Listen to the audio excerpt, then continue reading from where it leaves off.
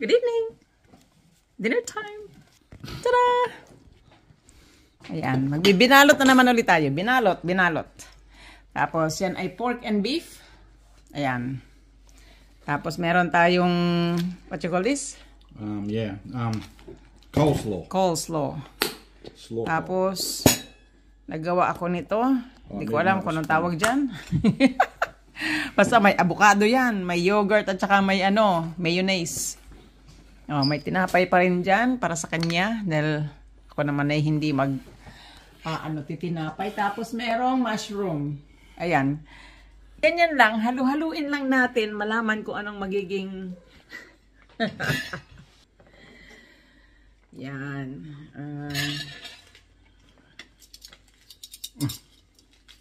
What happened? Can't bite it. Oh, really? Oh, jeez.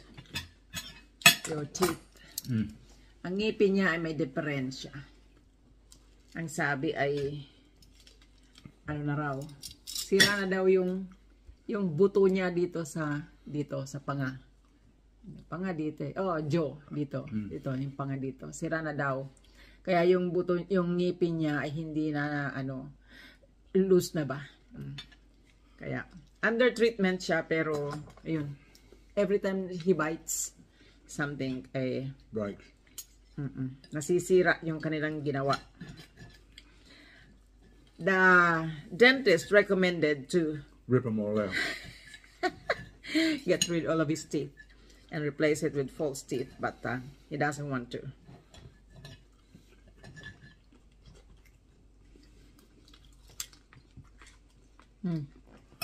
You should have put salt in everything when you were cooking it. Yeah.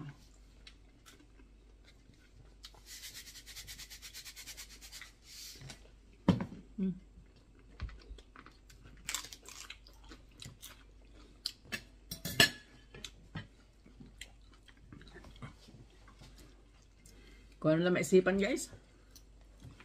Minsan nabablanko ang utak ko sa paano kakainin.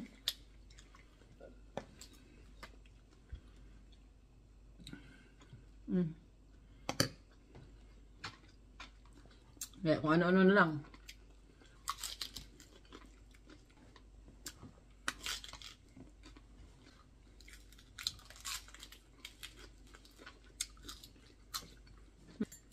Okay naman siya, mabusog lang.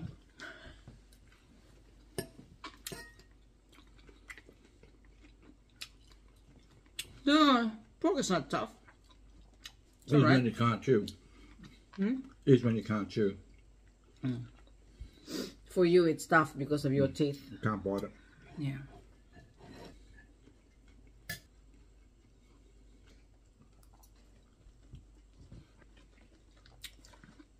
Protein rich talaga ito.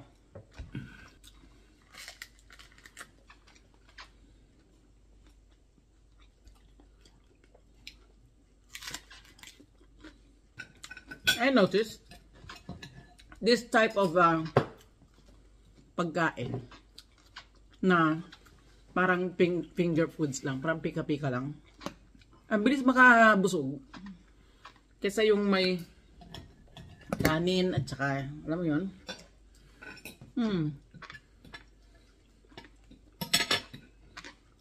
Napuna ko lang. Para sa akin anyway. This is what the rich eat when they're broke. So we're rich because we're broke.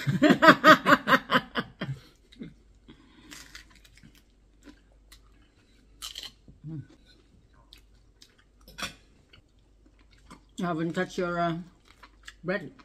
I bought it more for you because that's the one you like. You what? Oh, sweet bread. No, No.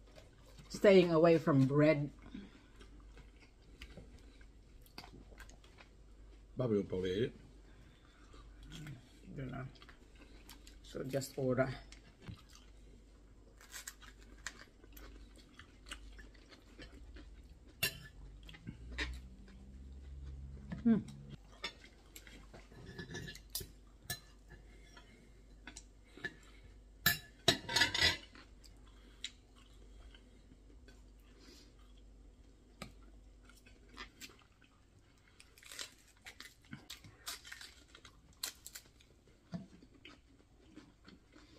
Niiwan ko yung ano, yung pinaka gulugod. Kasi ayoko.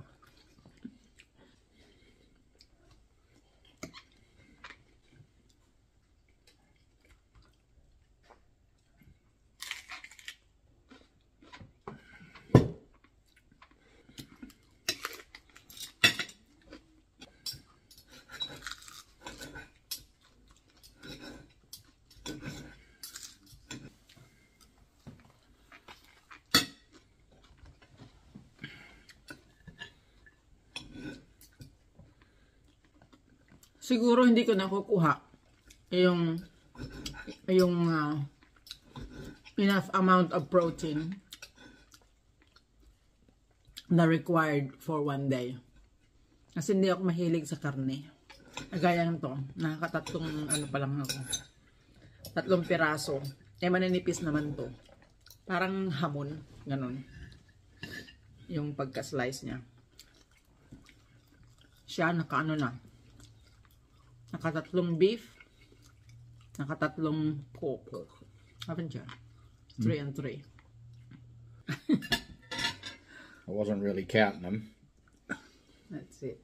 I was throwing them in the pan.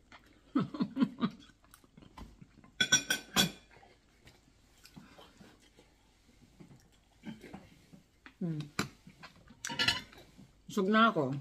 Ganun lang. So, nakain ko lang is 2 pork at saka 1 beef.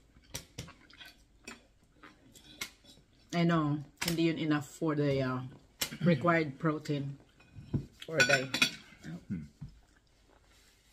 But, yeah. It is what it is. Very nice, baby. But, I had beef broth this morning. So, ginawa ko yung kagabi. Ang sarap. With all the utak. All the marrows and the tendons.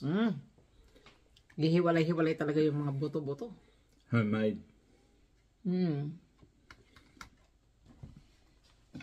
So, yun ang aking breakfast kanina. 1 bowl. Kaya siguro, possible that I met the protein requirement for a day. Which is 55 grams for my weight. I did not have any egg today.